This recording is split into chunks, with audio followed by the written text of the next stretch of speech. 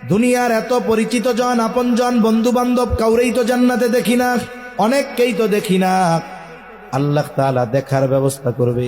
এইবার জান্নাতি জান্নাতে থাকা অবস্থায় জাহান্নামীদের দেখতে পাবে। সে দেখবে তার অনেক পরিচিত জন, আপন জন, বন্ধু বান্ধব জাহান্নামের শাস্তি ভোগ করতেছে। এই দৃশ্যটা দেখবার পর সে আল্লাহ তাআলার কাছে কৃতজ্ঞতার মাত্রা বাড়ায়া দিবে, বলবে, আল্লাহ, আপনি যদি আমার প্রতি দয়া না করতেন হয়তো আমাকেও তার সাথে জাহান্নামে থাকা লাগতো। এই দৃশ্য দেখবার পর জান্নাতি আল্লাহর প্রতি কৃতজ্ঞতার মাত্রা বাড়ায়া দিবে। এবার জাহান্নামী জান্নাতীকে দেখবে, তাকায়া দেখবে তার ক্লাসমেট, তার বন্ধু, তার প্রতিবেশী, তার সহকর্মী জান্নাতের নাজ নেয়ামত ভোগ করতেছে। কিন্তু আহারে, ওই মানুষগুলোর সাথে দুনিয়ায় সে চলতো, আজকে সে জাহান্নামের শাস্তি ভোগ করে আর তারা জান্নাতের নেয়ামত ভোগ করে। এই দৃশ্যটা দেখবার পর ওই জাহান্নামীর মধ্যে আফসোস কাজ করবে, আফসোস। এই আফসোসটা তার শাস্তির মাত্রাটা তাকে বেশি অনুভব করাবে। মৃত্যু পরবর্তীকালীন একটা জগৎ আছে, আমাদের ভাষায় আমরা বলি কবর জগৎ, হাদিসের ভাষায় আলমে বরজাখ বলে। ওই জগৎ লম্বা একটা সময় ইন্তেকাল করে তথা দুনিয়া থেকে স্থানান্তরিত হয়ে ওই জগতে থাকা লাগে। আলমে বরজখে সকলকে থাকতে হবে দীর্ঘকাল, তবে অনন্তকাল নয়, দীর্ঘকাল ওই জগতে আমাদের সবার থাকা লাগবে। হাদিসের মধ্যে আসছে, যেই ব্যক্তি সর্বশেষ দুনিয়া থেকে ইন্তেকাল করবে ওই ব্যক্তিও কমপক্ষে 40,000 বছর আলমে বরজখে থাকবে।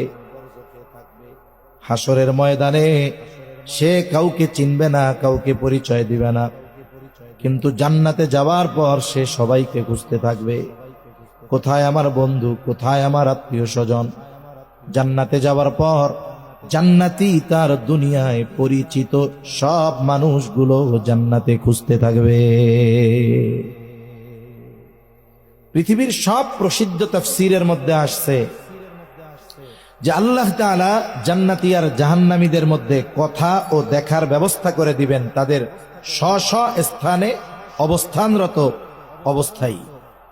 যে জান্নাতীকে দেখার জন্য জাহান্নামীর জান্নাতে যাওয়া লাগবে না, জাহান্নামীকে দেখার জন্য জান্নাতীর জাহান্নামে যাওয়া লাগবে না, নিজ নিজ জায়গা থেকেই তারা দেখতে পাবে সুস্পষ্টভাবে।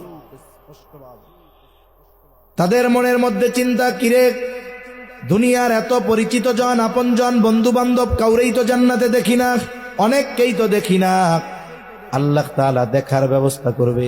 এইবার জান্নাতি জান্নাতে থাকা অবস্থায় জাহান্নামীদের দেখতে পাবে। সে দেখবে তার অনেক পরিচিত জন, আপন জন, বন্ধু বান্ধব জাহান্নামের শাস্তি ভোগ করতেছে। এই দৃশ্যটা দেখবার পর সে আল্লাহ তাআলার কাছে কৃতজ্ঞতার মাত্রা বাড়ায়া দিবে, বলবে, আল্লাহ, আপনি যদি আমার প্রতি দয়া না করতেন হয়তো আমাকেও তার সাথে জাহান্নামে থাকা লাগতো। এই দৃশ্য দেখবার পর জান্নাতি আল্লাহর প্রতি কৃতজ্ঞতার মাত্রা বাড়ায়া দিবে। এবার জাহান্নামী জান্নাতীকে দেখবে, তাকায়া দেখবে তার ক্লাসমেট, তার বন্ধু, তার প্রতিবেশী, তার সহকর্মী জান্নাতের নাজ নেয়ামত ভোগ করতেছে। কিন্তু আহারে, ওই মানুষগুলোর সাথে দুনিয়ায় সে চলতো, আজকে সে জাহান্নামের শাস্তি ভোগ করে আর তারা জান্নাতের নেয়ামত ভোগ করে। এই দৃশ্যটা দেখবার পর ওই জাহান্নামীর মধ্যে আফসোস কাজ করবে, আফসোস।